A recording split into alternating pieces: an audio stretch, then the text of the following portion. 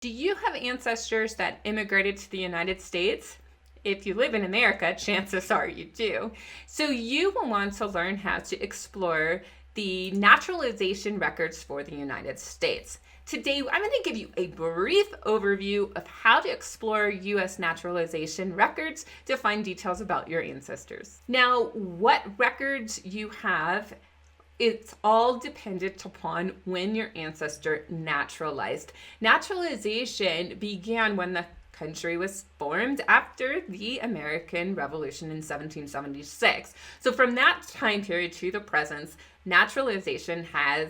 the process has evolved, although some key elements are very, very similar. So I'm going to give you the overview, the most likely paper trail first, but recognize that you're going to have to dive in to find out just how much your ancestors' immigration process and naturalization process compares to the standard. The first document that many future citizens of the United States had to complete is a Declaration of Intention. There are some time periods in history when this could be bypassed because that potential citizen or that applicant did something that they didn't have to do this step. So a Declaration of Intent was designed to say, hey, I'm moving to this country and I'm going to sign my first citizenship process paper, often called first papers. And I'm telling you, I was part of this country and I now want to be aligned and pledge my allegiance to the United States. Depending on when they completed this naturalization process or this Declaration of Intent, you could have a lot of information and very limited information. Now, this is a certificate of a Declaration of Intent to become a member of the United States of America. And this was created by George Booker in 1887, and he is from Germany. And notice that most of these Declaration of Intent don't tell you very much more than that. The more modern the Declaration of Intent, the more details you may find. The further back in time, the less information you have. And sometimes those declarations that I have seen have just been all handwritten instead of these nice pre-printed forms where just a few little details are put in. After the Declaration of Intent comes, there is a naturalization petition. And again, depending on when your ancestor is going through this process, you're going to have a lot of varying information. Now, this naturalization petition took place in the Commonwealth of Massachusetts in September 1900. And as you can see, there's a lot of information here. The name of the person, his age, his occupation, where he lives, Jefferson Street in Worcester, where he was born in Russia, and the birth date.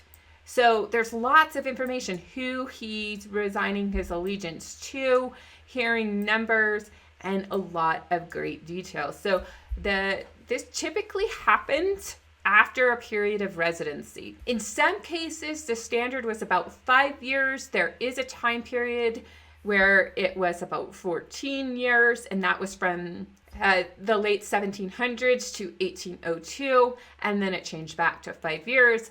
And then there's some times where the residency period was truncated based on certain participation in activities that we'll talk about in just a moment. But naturalization petitions, some of them are online and a lot of them are yet to be digitized. The next document you may have is a certificate of arrival. And this began to be utilized more heavily after the Basic Naturalization Act of 1906. And so what you may find a certificate that was sent back to the port of entry and asked, do you have record that this person came in on this ship on this date? Yes, great, send me back that document. And what's also great is sometimes you're gonna find that information on the passenger list, a little note where somebody said, yeah, we certified it on this date. So you can see that kind of cross as certificates of arrival. The next thing you may find is the record of an oath of allegiance ceremony. Now, I found this in my research for Joseph Geisler, who I wrote about back there. What this was just an entry in a court record, and it said on this date, these people came and stood before me and were sworn in as new citizens of the country. And it will have the person's name and their witness name. And that's it. There were about 50 or so individuals that certified on that same day. Some of them were from Baden, just like Joseph was, and some were from Ireland and England. And it's just a roster that completes that ceremony. Now, these records will be in court records. I have not seen very many of them online. If I am wrong, please let me know kindly in the comments section so we can all learn together. Now, finally, you may find the certificate of naturalization. Now, some people have one that looks like this, and other people have one that's like really fancy and attractive. You may find some of these digitized. This one happens to be in the naturalization records in Hancock County, Ohio. I found mine through my distant cousin who kept the family papers, and this one had been framed. So you might find a lot of these really in home collections. So those are the basic documentations. That's the basic process, and it changes depending on the time period your ancestor is going through all of these stages. But let's talk a little bit about who naturalizes. Not every person who came to the country naturalized. They kept their citizenship from their home country. They didn't meet the requirements, or they just didn't want to go through the loopholes. So let's talk about children and women, because most names you're going to find in the naturalization records are male. It doesn't mean women won't show up. It typically means the male will. And that's because children were naturalized as part of their parental process. So my grandfather, Joseph, became a naturalized citizen. So his children, if they were born in a foreign country and migrated with him, they'd automatically get their citizenship there. For women, however, there's a couple of little caveats to keep in mind. First, foreign-born women who migrated to the country derived their citizenship through their husband's naturalization process until the year 1922. After that, the laws changed and they can get their own citizenship records. Now, if a foreign-born woman married an American-born citizen, they received their naturalization citizenship right there. They didn't actually have to go through the process. They became a citizen upon marriage. Except this only really applied between 1855 and 1922. There were some other caveats taking place in the law, so I highly recommend you do some more research.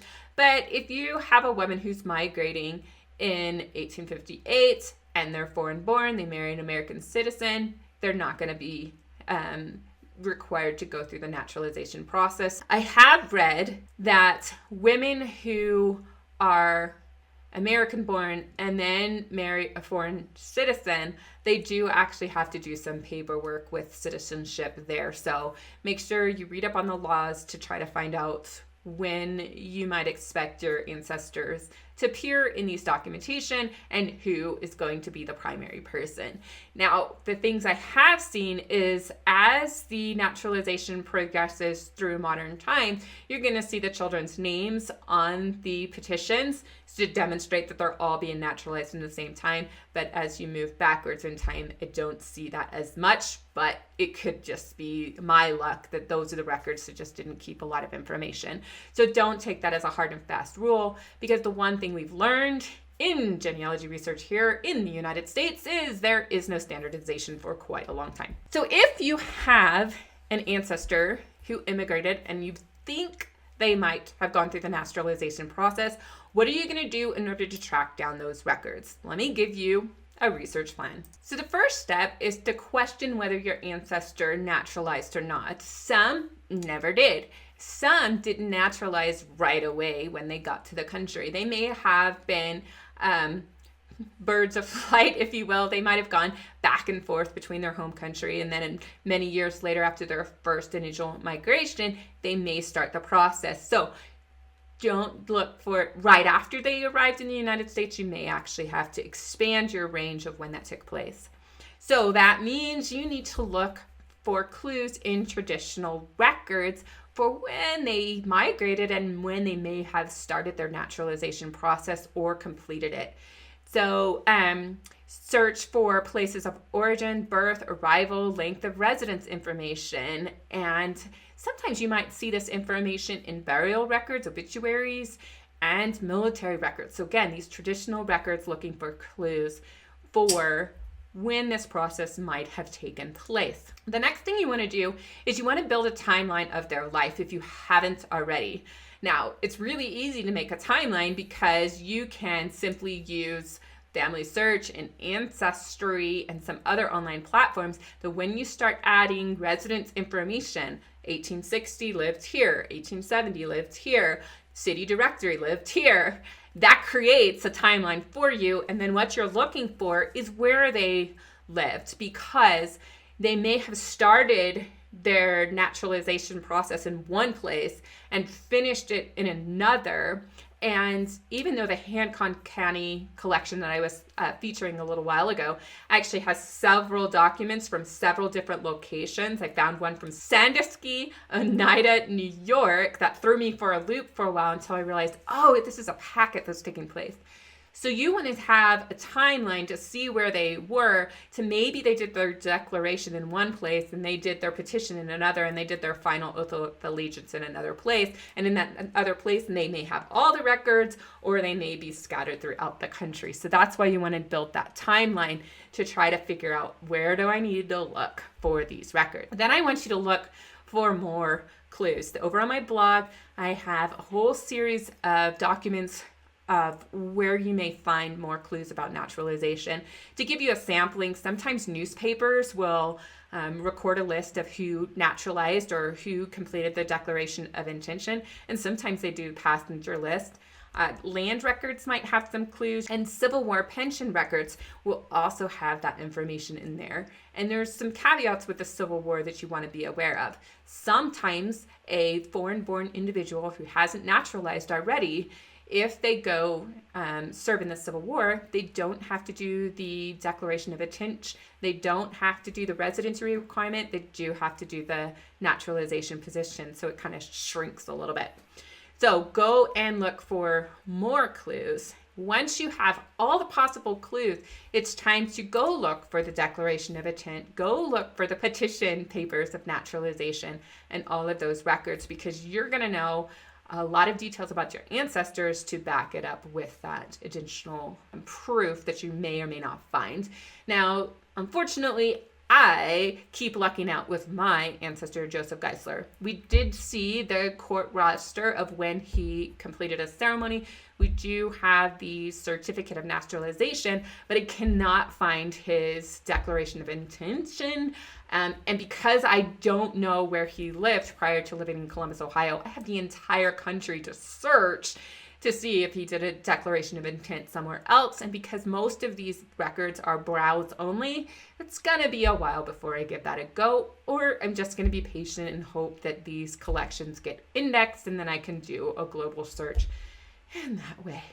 Now, as I have mentioned throughout this video, I want you to go to the show notes because there's a lot more information that I can't really cover in respect of your video time. But let me give you a few final tips. Number one, always look for the original record. Don't stop at an index. So some online sources have a searchable index, but you want to make sure you go to the original documents. With the exception of the Declaration of Intent, those other original records might have more details that you're going to want to find, especially if it says a home village where they're from. Good luck.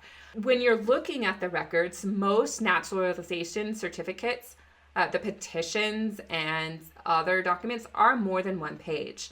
The Declaration of Intent may just be like a third of a page, but regardless, I want you to follow the tip of going a few pages forward and a few pages after. Number one, make sure that you're looking at the entire document that is available or extra papers that might be in the collection for your ancestor. But also look for who else naturalized or began their process and finished it, the various steps at the same time. Those could be kinsmen or people from the same town as your ancestor, and they can be part of the fan club that you're trying to research. If you can't find your ancestor directly, then search for extended family members and look for people that migrated in the group, like I just said.